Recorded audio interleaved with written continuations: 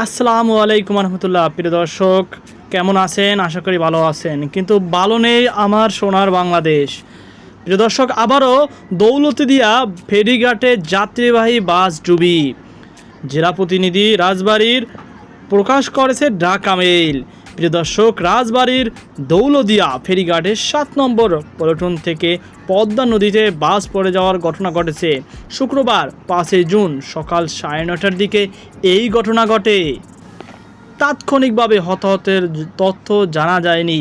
বিষয়টি নিশ্চিত করেছেন বিআইডব্লিউটিসি দৌলতদিয়া ঘাট শাখার সহকারী মহাব্যবস্থাপক মোহাম্মদ সালাউদ্দিন।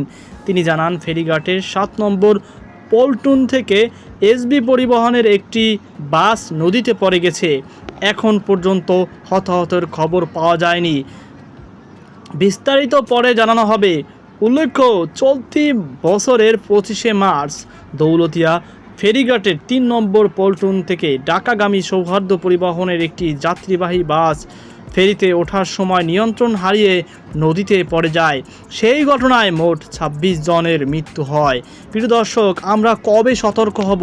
কবে আমাদের এই সব দুর্ঘটনা এড়ায়ে চলব? একটা দুর্ঘটনা না ঘটতেই আরেকটি দুর্ঘটনা ঘটেছে সেই দৌলতদিয়া ফেরিঘাটে। এর কবে সুশৃঙ্খলভাবে মানুষ তার যাতায়াত নিশ্চিত করবে?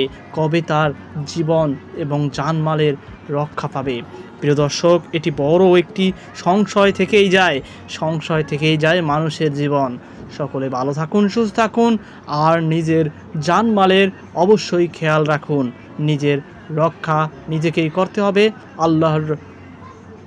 আল্লাহ অবশ্যই আমাদের পাশে থাকবে। আজকে এই পর্যন্তই। সকলে ভালো থাকুন, সুস্থ থাকুন। আল্লাহ হাফেজ।